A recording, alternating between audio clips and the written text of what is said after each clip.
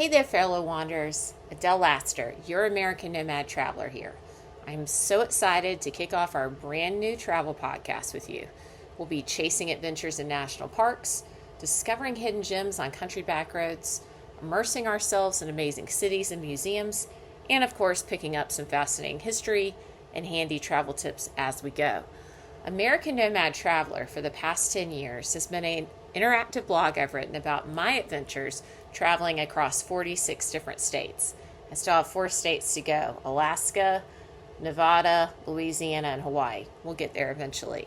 In the past couple episodes of our new podcast, we've really been exploring Philadelphia, which was also a series we did on AmericanNomadTraveler.com. And you can follow us on Facebook. Just type in American Nomad Traveler. It'll come right up. I post all of my blog posts and also podcast posts on there as well.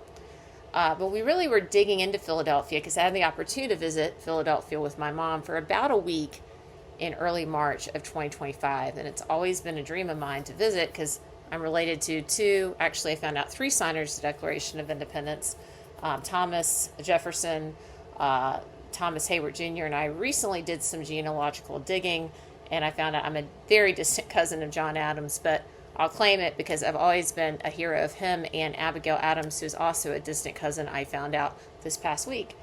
And genealogy is always fun, not because it matters who you're related to as much as just it's like a puzzle, and it brings history to life, and people from the past we feel like we can learn about deeper, right? That's why we visit these places, to really interact with people and the lives they were living and figure out, can we learn anything from their lives today, right? So today we're continuing our Philadelphia adventures. Last time we visited Independence Hall, kind of just gave a brief overview of it. But we're going to walk across the beautiful mall lawn of Independence National Historical Park in Philadelphia. Up the hill, you'll notice the National Constitution Center, and it's located just steps away from Independence Hall, the Liberty Bell, and the Independence Visitor Center at kind of in this area that's also very helpful to visit, which we've discussed on previous posts. This is a must-see museum. I could argue that as an American citizen, or even if you're not an American citizen, it is one of the most important museums that you can visit. Like, obviously you come to Philadelphia for Independence Hall. That is the birthplace of America, at least for our democratic republic, our democracy, our foundation. But this museum is so important because it invites you into the living history of the United States Constitution, which for 238 years has been the basis of American government. We're still using this form of government today. Sometimes we're fighting about how it works. We are trying to figure out legislation, working through our Constitution, and you hear about it especially now. I won't get into politics, but it's always top and center of mind, but especially now, a lot of citizens who maybe kind of forgot or have not been paying attention to the Constitution because we just go on with our daily lives, right? We kind of forget, hey, the system of government is for the people, by the people, and we are citizens and we need to participate. So when things kind of change with the Constitution, or there's some shifts in power, we really kind of, throughout history, you'll learn, especially in this museum, that's when there's certain amendments or changes within the Constitution, but the very core of the Constitution and its goal to be for the people, by the people, and providing these certain inalienable rights and executive, legislative, and judicial branches that check and balance each other, remains pretty firm, or at least it should. So, and I was so blessed in high school to have the best civics teachers. They made it so much fun. We had like interactive mock governments, making our own constitutional convention. We did so many fun and exciting things, and also being from Raleigh, North Carolina, we're a capital city, and we're a fairly old region in terms of settlement and things like that. Raleigh wasn't founded actually until 1789, but the region, has a lot of history about American Revolution, founding of the United States, and things like that. So I was always blessed to be able to go to our local history museum and learn about the Constitution, the articles, the different articles, what they mean. Also see how government plays out on a state level, with our legislature being right here in Raleigh. My dad worked for the government. So, but as I've gotten older, even as someone who has a background in civics, I took the praxis exam to be a civics teacher, although I've worked in software sales and music demos, as I joke. Went from doing music demos to software demos. My real passion has always been, history in addition to travel and music, but in learning about civics and history. So, but even me, as someone who reads books about the Constitution for fun and our history, I forget a lot of things, because it's one of those things you got to keep having to revisit, or you might think something means one thing, but then depending on the circumstance of the legislation, it might mean something completely different. So that's why I really encourage you, even if you can't make the trip to Philadelphia to visit this museum. They have a lot of great resources even on their website where you can revisit the Constitution, learn about what is my role as a citizen, and also challenge you with questions that make you think about what is my role, so you come to your own conclusion. So I think that's why I really want to take time to do just an entire podcast on this today. So, like I said, as an adult, we forget sometimes the nuts and bolts of how the Constitution works. We do often understand our intrinsic rights, freedom of speech. At least we think we know what it means. But we don't really always know how these, or remember, because it's depending on what we're doing in our day-to-day lives, all the nuts and bolts of how these things were created, or how the three branches of government are supposed to work, or if things aren't working now, why is it? Is there something that we can return to the Constitution, the way it was formed, to figure out, can we fix this? These are questions that, I say it's a dialogue, as citizens for us to engage in, and we often kind of get busy and forget. But that's what the Constitution Center helps with, providing education on the history of the Constitution, how it came to be, and resources for us to be better citizens, right? The museum, what I love about it is so interactive. It's really, sometimes you can think, the Constitution, it is our basis of government, but the way it's written, it's very, you think about like legalistic language. We think about things like that with some of any kind of court documents and things like that. It can be overwhelming, right? But they bring it to life in a way that is very digestible and truly gets you excited about government and kind of having your voice and understanding the process. That was evidenced by like the school kids who were at this. The day we went, my mom and I went, it was like I think a Tuesday or a Wednesday. It was a Wednesday, and there were dozens of school kids, elementary and middle school kids, and they were just so excited. They were like, wow, I didn't know that's how a law came to be. Or they were dressing up as Supreme Court justices and, debating on landmark cases they were learning about and deciding, oh, well, I wouldn't have voted that way, or yes, I would have voted that way, things like that. Just seeing the smile and the glow on their face and thinking, maybe America's going to be okay. This is our future, right? These kids are really engaged.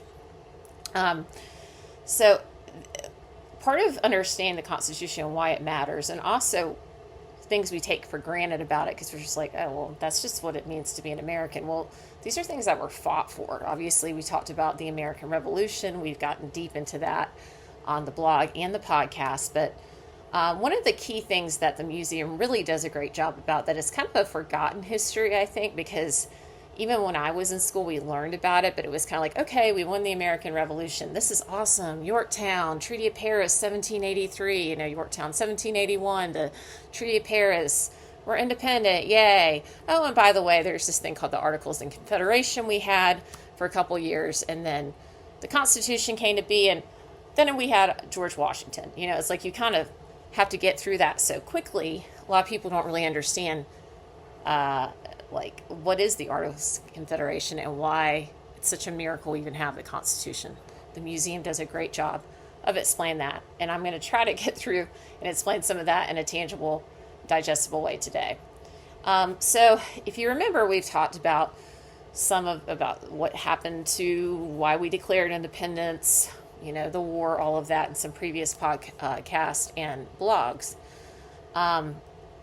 But essentially, in I believe it's 1777 in York, Pennsylvania. It might have been ratified in 1778. I have to double check the dates. But the Continental Congress was acting as the body of government for the Continental Continental Army, and the government, the people. We'll just call it the American government at the time, right?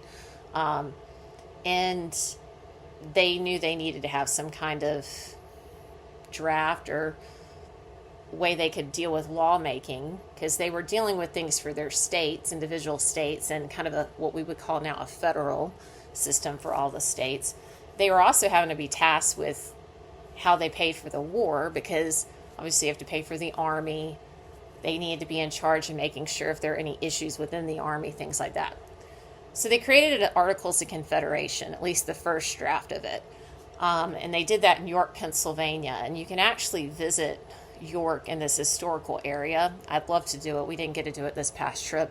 That really kind of shows you where they met. And I'll backtrack, not to get off tangent.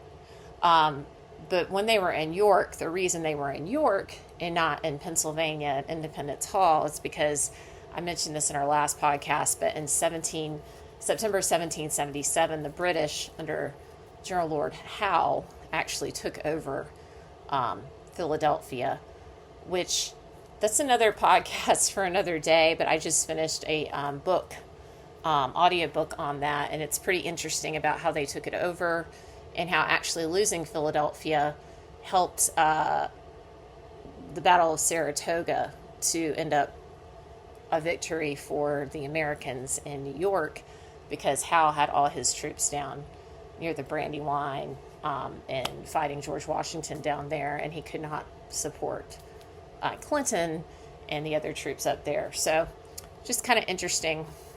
And they knew they needed to have some kind of draft or way they could deal with lawmaking, because they were dealing with things for their states, individual states, and kind of what we would call now a federal system for all the states. They were also having to be tasked with how they paid for the war, because obviously you have to pay for the army. They needed to be in charge of making sure if there are any issues within the army, things like that. So they created an Articles of Confederation, at least the first draft of it. And they did that in York, Pennsylvania. And you can actually visit York in this historical area. I'd love to do it. We didn't get to do it this past trip. That really kind of shows you where they met. And I'll backtrack, not to get off tangent. But when they were in York, the reason they were in York and not in Pennsylvania at Independence Hall is because, I mentioned this in our last podcast, but in September 1777, the British, under General Lord Howe, actually took over Philadelphia, which that's another podcast for another day, but I just finished a audiobook on that, and it's pretty interesting about how they took it over and how actually losing Philadelphia helped the Battle of Saratoga to end up a victory for the Americans in New York, because Howe had all his troops down near the Brandywine and fighting George Washington down there, and he could not support Clinton and the other troops up there. So just kind of interesting to think about. So they had this new government. The war ended. They decided we'll just keep the Articles of Confederation. So one of the biggest issues with the Articles of Confederation was it had no real federal system, right? But you have to understand the reason for that is because they were drafted during the war, and one of the biggest fears Americans had in whether deciding to declare independence or not declare independence was, could they govern themselves fairly and respectively? What if if we have a central government, is that any different than having Parliament and King George? We don't want tyranny. So, there's a lot of conflicting thoughts on how to govern yourself. Virginia had different priorities and different set of legislature than New Jersey or Massachusetts. I'm actually interested in reading a book right now in Princeton, in New Jersey, during the war, and they were talking about how the communities there were even just fearful of declaring independence and what would happen after, because they had Presbyterians and Quakers and they didn't agree on certain things, and if they couldn't agree on things locally, how could they do it nationally? These are kind of the issues. So when they're building this Articles of Confederation, you have to understand why some of these kind of common sense things were not included, because they were so fearful of that word tyranny and having this like large governing power over them, right? So, National Constitution Center does a great job explaining the years from 1777 with the Articles of Confederation to 1787, that kind of 10-year period, with how the Constitutional Convention and Constitution came to be. So why is the Articles of Confederation need to be nixed? Basically, it was a mess. So with Articles of Confederation, they have these great exhibits that you can even hear like audio of quotes from like newspaper articles or letters that people wrote complaining about different things that were happening during that time relating to this system of government and the lack of federal power and certain aspects with state power that weren't working, especially for business. You think about when trade isn't working, the system and society and economy is not going to work. So the system was basically, there was no federal power. There technically was, because you had a Continental Congress, but federal government had no power to tax directly. So if you had federal roads, kind of like, really weren't federal roads, they were all like within the states, but you had projects that were important and they needed to make sure, like say a Great Post Road was maintained. They had no way to really authorize money to help with these kind of infrastructure projects like we do today. They had no standard U.S. currency, which boggles the mind, right? So we have the U.S. dollar now. The EU has the euro, right? They have the pound in England. I mean, it's like common sense to have one currency. But back then, each state had their own money. Some would even use like Spanish money, the Spanish gold coin or the Spanish dollar, because they felt it was more secure than using any kind of American money or state printed money. You go to New York or New Jersey, you'd have to pay an exchange rate. A lot of times you'd have to pay exorbitant fees on this. It was ridiculous. Also, each state had its own laws about commerce, so there's no interstate commerce laws like we have today, which meant you could do, obviously we have different business laws in each state, but we're talking about very common sense, basic things that you need to move goods from one area to the country to the next and vice versa, things like that. Nothing like this in place. You'd have Massachusetts trying to do a trade deal with France, that was different than South Carolina. So there's you're talking about foreign policy. We need unified foreign policy, right? No, there was nothing like that. Needless to say, it was a mess. But people were very fearful of changing it. Look, they just come out of this war, trying to rebuild the economy, and they really didn't have a way forward. So finally, in 1787, it was decided to hold a constitutional convention. Once again, they returned to Philadelphia in Independence Hall, the same assembly hall room where they'd signed the Declaration of Independence and met for many years during the American Revolution. The Continental Congress was very familiar with that area. The idea originally was that they were just going to tweak it because, they realized it wasn't working, but let's just go in there, we'll just try to tweak it. And this constitutional convention in itself was very controversial because it was happening outside of Congress. So Congress, at the time they did have a Congress, was like, why are we not doing this? You're having separate delegates. Some were from Congress, some were specially appointed. And that Rhode Island decided they didn't want to attend the Constitutional Convention because they felt that their rights were going to be violated. And they're like, look, sticking with the Articles of Confederation, we're not going to go because we have a feeling you're going to do away with the Articles of Confederation, which, to be honest, in my opinion, Rhode Island missed the boat.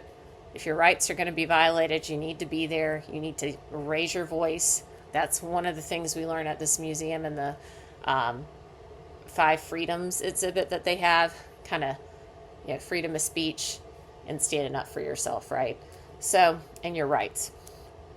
But Once they got in there, they quickly realized we can't tweak this thing. It is like a bad engine that has been fried, and no, we need a new motor. This is not going to work. So, but for the grace of God, we had some of the finest political science minds in attendance at this convention. You had people like Alexander Hamilton, James Madison, Roger Sherman, Benjamin Franklin. The list goes on, right? Each of these men had their own perspectives and ideas that they brought to the conversation based on what was working and not working in their own states, their experience working, in the Continental Congress. They could all kind of say, hey, by the way, this is working, this is not working, this is what we care about. And that was really important because it helped to create these series of compromises and have them work together to come up with something that would work for the greater whole, not be perfect maybe for every single situation, but the greater good in coming together. So these debates could get heated, but they were determined to figure this out. They vowed not to leave Philadelphia until they had a working government, and not one that was ruled by the elite or tyrants like they had under King George III, but key focus, which was revolutionary in itself, because as you look at a lot of governments, especially from that time, you even look at the French Revolution, what came out of it was Napoleon, right?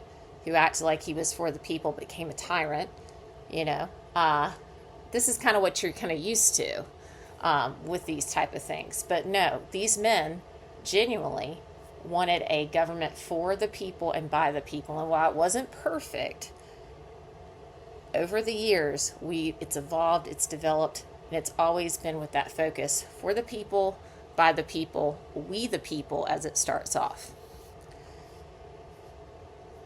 And really, we have a lot of that to thank for all of the people present, but especially James Madison. One of my favorite exhibits at the National Constitution Center is an interactive library. There's like a little nook, and there are all these books. And you can touch them. They look like they're in an old library. And as you touch each book, it has quotes from, the likes of Montesquieu, Rousseau, Hume, Locke, these very famous philosophers, experts on government, history of governments throughout the world, and political science. And what's interesting about these books, they were the ones that inspired the attendees at the Constitutional Convention in how they formulated the ideas for what eventually would become the Constitution. What worked with certain governments around the world, what would work here, what would not work here, the Enlightenment mind and age of Enlightenment, the natural law, things like that. But James Madison knew that Articles of Confederation eventually would have to be ditched. It didn't work. So he began preparing for this, and he's known as the father of the Constitution because he helped really, he wasn't the only one who did it, but he really helped create this framework and the checks and balances and things like that. He wrote to his best friend, Thomas Jefferson, who was acting as an ambassador to France at the time. And he said, send me as many books as you can find, pamphlets, anything like that, on political science, government, how the law works, anything that could possibly help us to figure out the best form of government and to really learn. And he studied that meticulously. There were 30 books, and he studied them front to back to cover. And he really took it under consideration as he prepared for this about moral law, natural law, governments of the past, ancient Greece, ancient Rome, what led to their downfall, what led to their rise, what's led to the best governments. Obviously Parliament had some things that worked within it, but what didn't work, his main goal was you didn't want any government to lead to tyranny. You wanted it to be as fair and equitable as possible, while also recognizing as humans, we're flawed, we're fallen. It can't always be perfect, but you need a model that'll at least try to make it as perfect as possible. So Madison realized that while humans, we're mostly good, human nature can still tend towards greed and lust for power, especially government. It's like a beacon light. People throughout history, men, women, you name it, if they have these tendencies, they're power hungry, they're drawn into government. and eventually can enact tyranny, even if they're promising, they care about the people, they want this and that. A lot of times, even the best leaders somehow start getting greedy. They start getting power hungry. He sees this and he's like, okay, well, how can we combat this? Because that's kind of what happened with Parliament, England, and we don't want that. So he decided this innovative way was to create a series of checks and balances where each government branch has certain powers that can also be checked by others as needed. And if one branch, for instance, say the president vetoes something that Congress does, then Congress can unveto that by having a 2/3 majority vote yes again for that resolution, and there you have a check on any kind of power that the president is trying to supersede, and vice versa. And if maybe they both disagree, it goes to Supreme Court, and we have not a perfect system, but at least this check on authority. So, a lot of times you would have the Supreme Court play a role in figuring out disputes between different branches of government, federal, state, executive, legislative, and you learn about that in the exhibits. They do a great job of kind of explaining how the Constitution began to shift over time, often through landmark Supreme Court cases like Marbury versus Madison. So the Constitutional Convention, we learn in this exhibit, took place from May 1787 to September 1787. And I've been reading a book called The Miracle at Philadelphia. I highly recommend it. It's by Catherine Drinker Bowen. I actually bought it while I was at the National Constitution Center. Meticulously researched, has some really good information, but all of the delegates in their letters and their notes talk about how hot it was that Philadelphia summer. Philadelphia gets really, really hot. And this was the hottest summer on record that they'd had in like a century. I mean, it was hot. And since the proceedings were ultra secretive, they didn't want anybody prying inside, trying to get inside information, news getting out. Oh, they're actually redoing they're throwing away the Articles of Confederation. I mean, you can imagine you might have rioters and protesters outside, and they just were trying to be very vigilant about this until it was actually done, and then they could take their argument to the people, and the states could ratify it, but they didn't want to be disturbed. But because of this, the shutters were closed pretty much all day, so you can imagine how hot it was in there, especially since they weren't wearing Tommy Bahama shorts and polo shirts. They were wearing wool and staying super hot. Actually, it was kind of funny. They said the Southern representatives fared the best because they were so used to the hot weather. They were wearing like linen and flax materials and things that were a lot cooler, which I thought was kind of funny.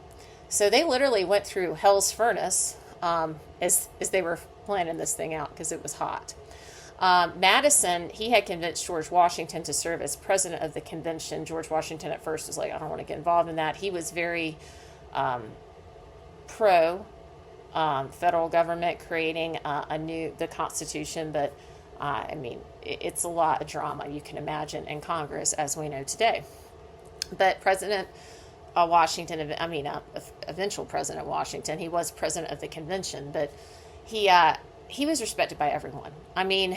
He had a very calm demeanor, but was not afraid to, put his foot down and handle things if there were issues. They'd even had the Shays Rebellion that kind of was one of the reasons why they realized the urgency for this. I won't go into the major details about it, but essentially you had people kind of rising up, protesting, threatening another rebellion, and George Washington had to go in and kind of quell it. So people knew George was there. It would bear authority, especially if it passed, right? And they got it to the point of ratification. He, as a general, always had to deal with the issues with the early Articles of Confederation.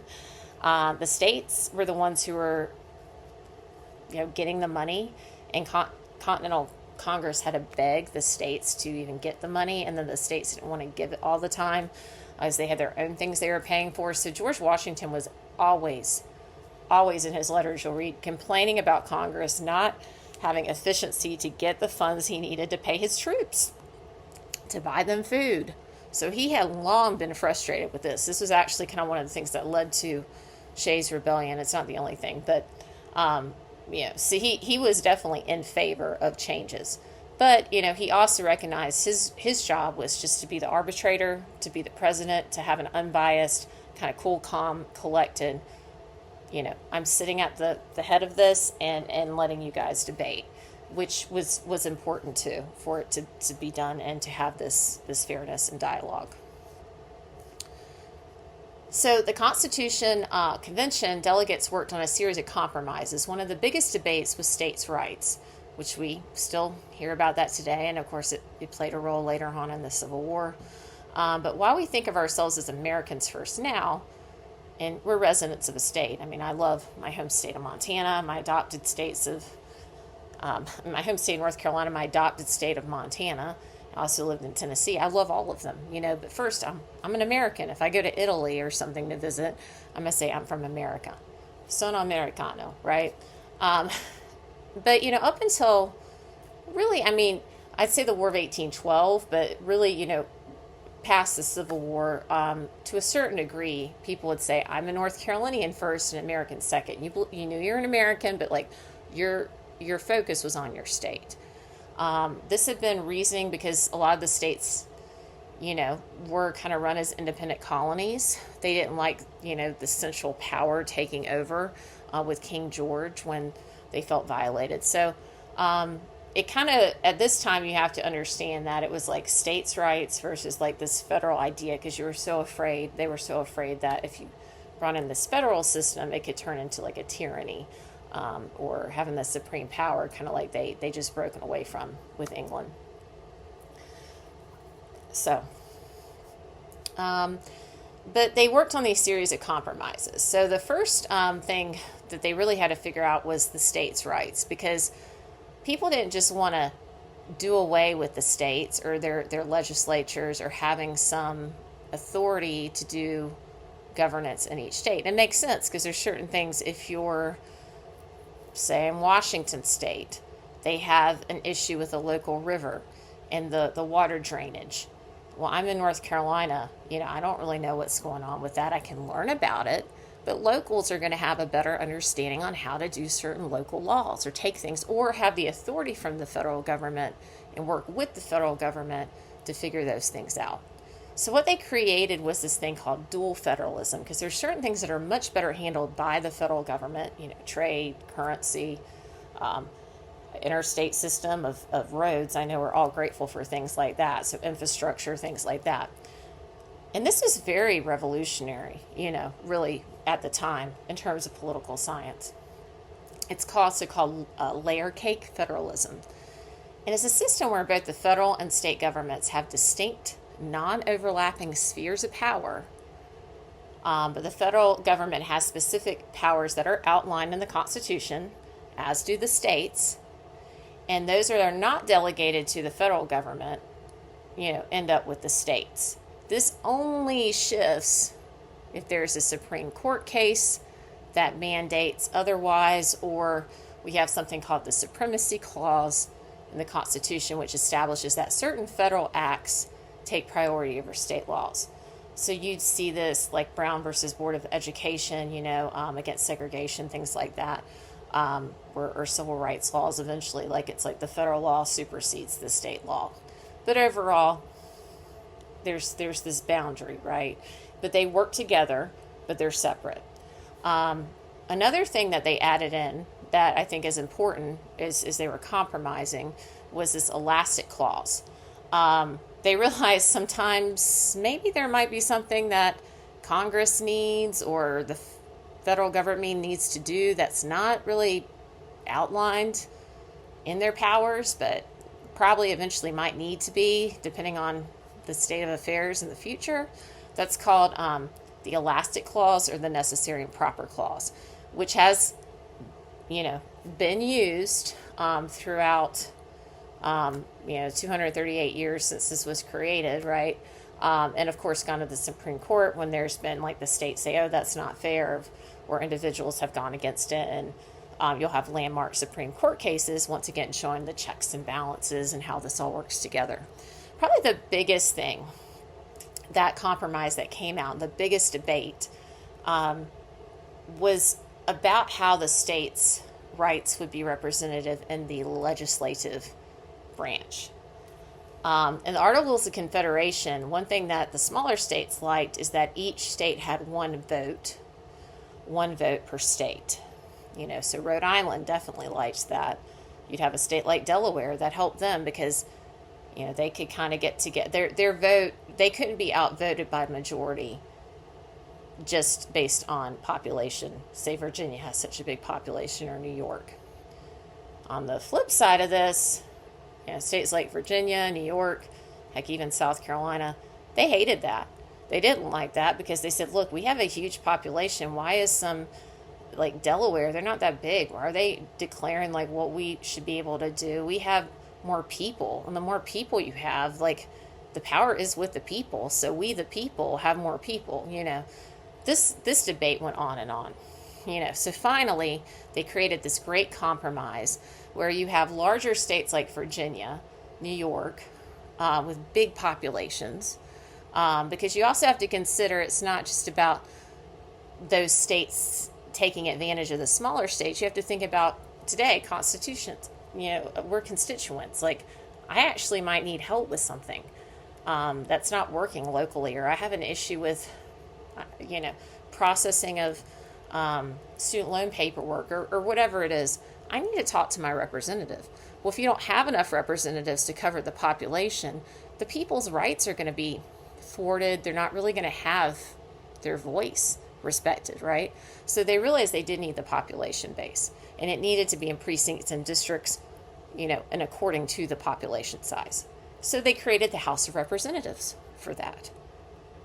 But to be fair, they decided to have a bicameral legislature where you have the Senate, as we know, is equally, each state has 2 senators. This doesn't change. One thing that was really also very interesting that I read about in this Miracle of Philadelphia book and learned at the museum is that they had to think about the time for each of these districts. How long would you serve? Originally, you had Elbridge Gerry, who's interesting because later on he actually, the term gerrymandering is named after him. He was an interesting character if you want to Google him. But he really thought you should have an election for the House of Representatives every year, because he was worried that they get too powerful, then you want to be able to vote them out, which, we can all understand how that could be true, right? But then you got to think about it. Back then they didn't have cars, airplanes.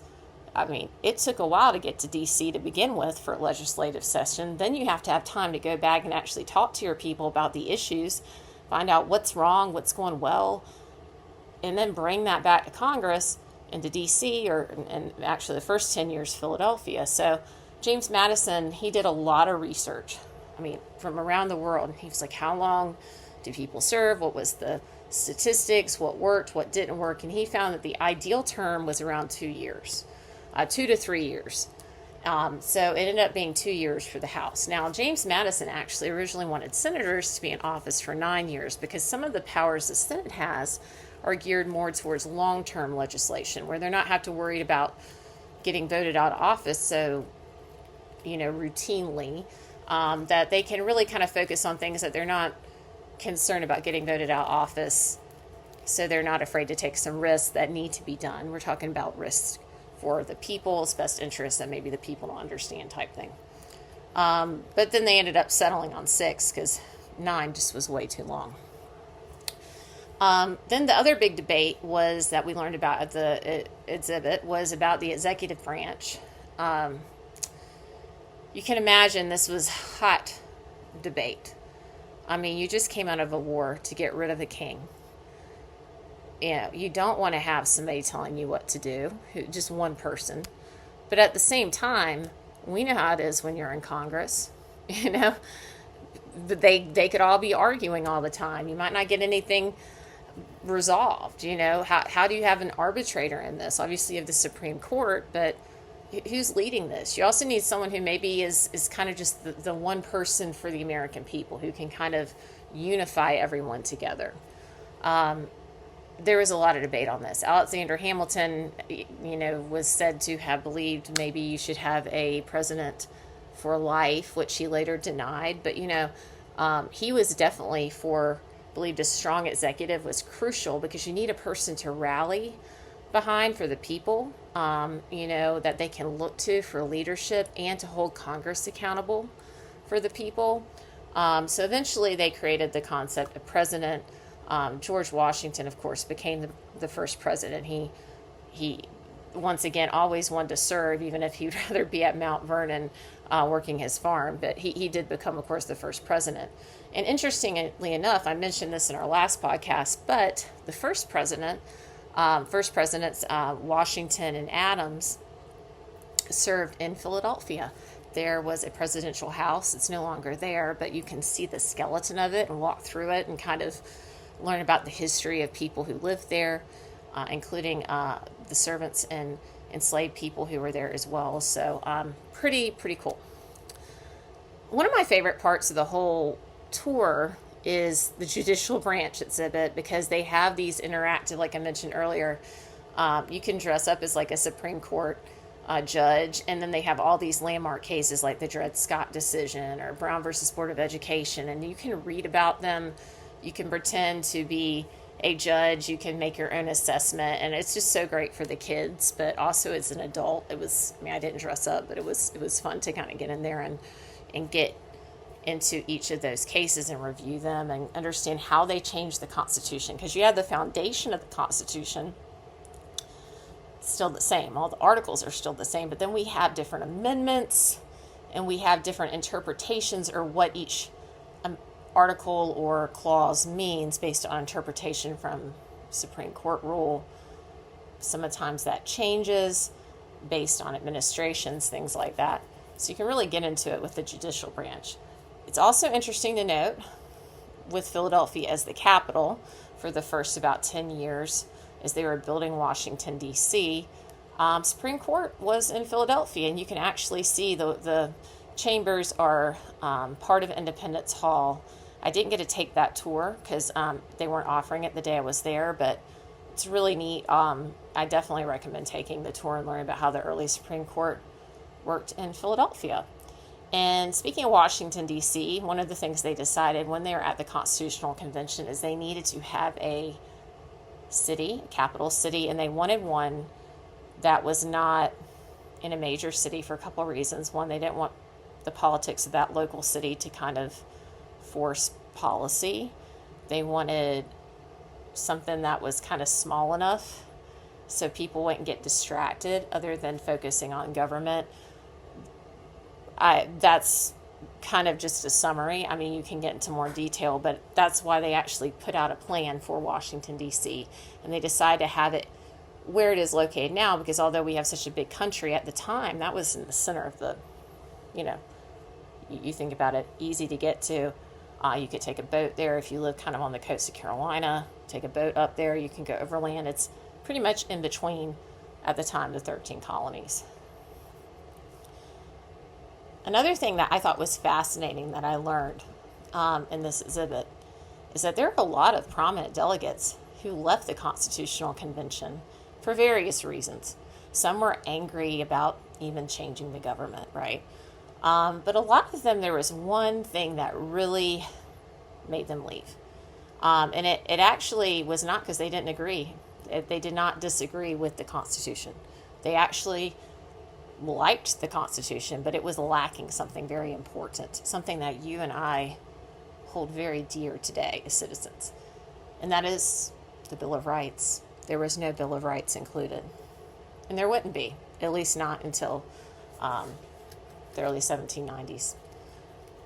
George Mason ardently believed that, we needed the Constitution, but he also, as a drafter of Virginia's Bill of Rights, precursor to our Bill of Rights, he really recognized it was important that we have a Bill of Rights.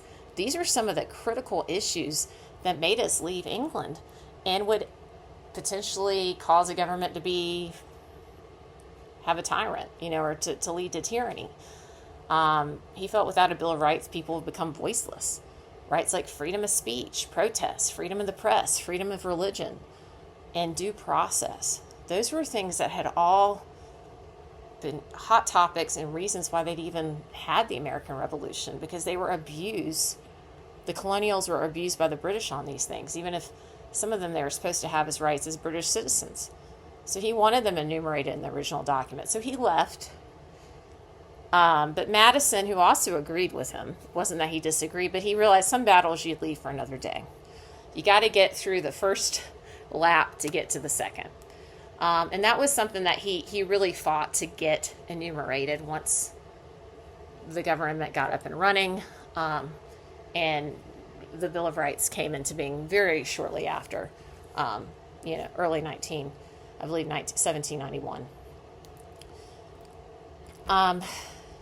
So they finally voted on it, agreed, this is the document we're going to pitch. You learn about that, but then there was this road to ratification. They decided that they couldn't do unanimous ratification. They needed to get something done, and they knew they couldn't get every state to agree. So what they did is you had to have 9 of the 13 states. They were able to get that done by 1788. And fun fact, Rhode Island finally ratified the Constitution in 1790, even though they skipped and were anti-Constitution at first, but they did finally ratify it. And of course, the Bill of Rights came shortly thereafter, and it still provides the most important set of laws and freedoms for America today. And if you kind of want to learn more about the Bill of Rights, this museum is amazing.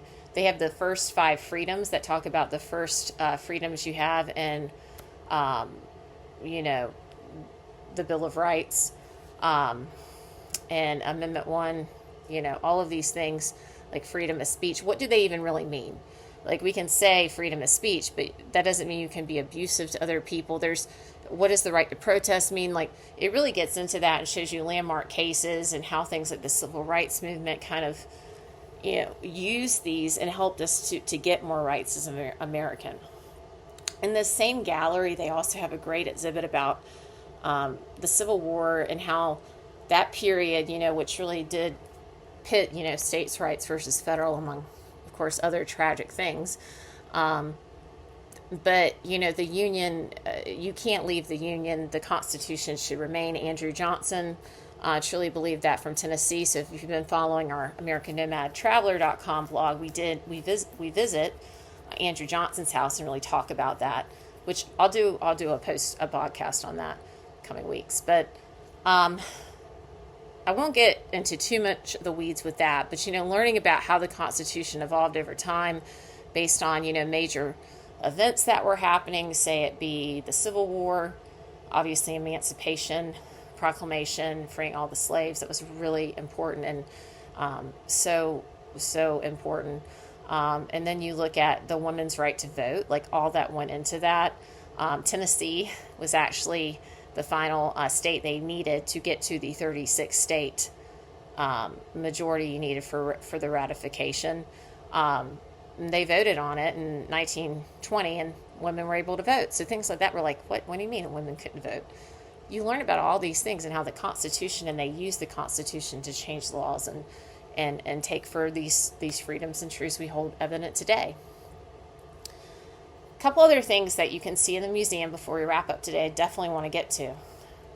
I think my mom and our favorite part was this part called the Signers Gallery, where you can walk amongst these bronze statues, and they have such personality. You really feel like you could just walk up there and just talk to Alexander Hamilton or Benjamin Franklin and the Pennsylvania delegates, I love that. That's a really cool exhibit. It has a lot of great quotes by George Washington, even George Mason, talking about how he was proud of the intellect of the men that were there, and paraphrasing, but of course he ended up leaving, but showing that he still had a lot of respect for others who were serving in the delegation. Talks about some of the internal debates and spats and how they compromised, and you kind of feel like you're right there in the middle of the discussion, which is great. They also have a amazing video. It goes every hour, so you need to make sure you time it. Like either do that first or do the galleries first because it runs about every hour. Um, and it's called Freedom Rising, and it's in this really large theater they have downstairs. And what's nice about it is it reenacts the story of the Constitution, its creation to the amendments, key court decisions. So a lot of stuff you're learning in the exhibits, but it brings it to life in a really cool and animated, like live action meets multimedia way. You have a narrator who gives the story as you're watching these video clips. In fact, it's been out for a while, but I mean it's still amazing. But the Supreme Court Justice Sandra Day O'Connor actually said it was the best 17-minute civics lessons in the country. So need to make sure that you see that. And if you're hungry, after it's a lot of work, you can get a big appetite, learning about all of the laws and founding of our nation, right? Especially if you're planning to, to write a letter to your congressman about something afterwards. Um, they do have a cafe. They have like some burgers, fries, sandwiches, and there's a Starbucks, which I definitely liked getting my latte. I needed that caffeine to keep me going with the spirit of independence and nation building after after that exhibit. You can purchase your tickets online in advance or at the door. I do recommend always checking the schedule. They were closed, I believe it was Tuesday when we were there, but just always check online or their Facebook page to see, make sure they're open. Another thing I love about this museum is on their website, they have so many virtual resources. Even if you can't go in person to this museum right away, or if you're a teacher or just want to learn more like me, I'm trying to learn more about the Constitution, even though I have a good background in it, I'm still trying to learn more. They have so many resources on their website. You can learn about each of the different articles. What do they mean? I don't want to say idiot's guide because none of us are idiots here, but okay, what exactly does that clause mean? And then it talks about like landmark cases that were related to that clause, how it changed the interpretation of the clause, how that affects us today, all these types of things that really make the Constitution come alive. So when I've had people say, oh, well, I'm not sure if that's constitutional, but I'm not sure. I'm like, just go to this website and you can read a lot about the Constitution and learn a ton about its history. They also do offer some virtual webinars I noticed on their website you can sign up for as well, which is, I think it's great that in addition to being a museum, they're really trying to be a place where all Americans, all citizens of the world really, can come and learn about the Constitution, ask questions, and learn a lot. So I know we took some time today. It was a lot of information. And I could keep going on because we could dive into what each article is and what it means. Maybe we'll do that on another day. I'm still diving in and getting my notes. But I will, before we end, I'll give you a few resources. I recommend that Miracle at Philadelphia book, Catherine Drinker Bowen. Also, I will post on the link in YouTube if you're watching on YouTube. If not, you can go on my website, AmericanNomadTraveler.com. But there's a great book. It's like Understand the Constitution and Your Freedoms that they sell at the National Constitution Center. You can really go on their website. They have a bunch of wonderful books you can purchase in addition to free resources. We'll continue to talk about the Constitution in a few weeks. I just had the opportunity like a week ago to go to Montpelier, where James Madison lived. I really got interested in learning more about James Madison and his life after this exhibit. So I was lucky to take a weekend getaway there. So next up, we're going to check out the Liberty Bell Center and some other must-see Independence Park national sites. Then we're going to kind of complete our Philadelphia tour with a couple things. I have another blog called artexpeditiontours.com where we focus on art history and traveling to unique art museums. Philadelphia has tons of great art museums. So I won't get too into the weeds if you're not super into art history, but I do want to kind of give an overview of these two of the most amazing museums in the world that happen to be in Philadelphia that I was able to visit. The Philadelphia Museum of Art, which is home to Van Gogh's famous Sunflowers painting, among other wonderful works of art, and the Barnes Foundation, which actually is home to more Renoir paintings and Cezanne paintings than any other museum in the world. And it all was founded by a man called Dr. Barnes, who is from Philadelphia, and there's a lot of interesting story and intrigue around that museum. So don't forget to subscribe, bookmark us, because we're going to have a lot of other great content coming up. And in the future, we're going to continue after we leave Philadelphia with tons of other interesting places. I'm always open to your ideas if there's something you want me to cover on the blog and the podcast. I'm here to listen and to kind of share and the adventure with you. Also, as I said earlier, you can check out all of our latest blog posts, both from our Philadelphia adventures and beyond, at AmericanNomadTraveler.com. We're on Facebook. Just search AmericanNomadTraveler.com. And big news, I just joined Substack. You can search for American Nomad Traveler to find me. I decided to join Substack because I follow a lot of other bloggers on there, and it's a great community, a lot of support. I love WordPress, and it's great for building a website, but part of the reason I do this is to connect with other travelers and history buffs and art lovers, and it's not fun if you guys aren't engaged, and I feel like there's going to be more engagement possibly on Substack. And I got to give my final plug here. If you're looking for a great soundtrack for your next road trip, don't forget to download my music from adellelaster.bandcamp.com. Once again, adellelaster.bandcamp.com, or you can stream it on Spotify, Apple, Amazon, and YouTube. My debut EP is actually named American Nomad, and I say it's postcards from the open road. Each of the songs is inspired by my travels from Yellowstone to the Blue Ridge Parkway, and I have a couple of new hits on there, including Good Man, which I'll dedicate to King George III. It's about a bad man, really, who thinks he's good. Just kind of tongue-in-cheek song that you guys might like. So appreciate it. Thanks so much.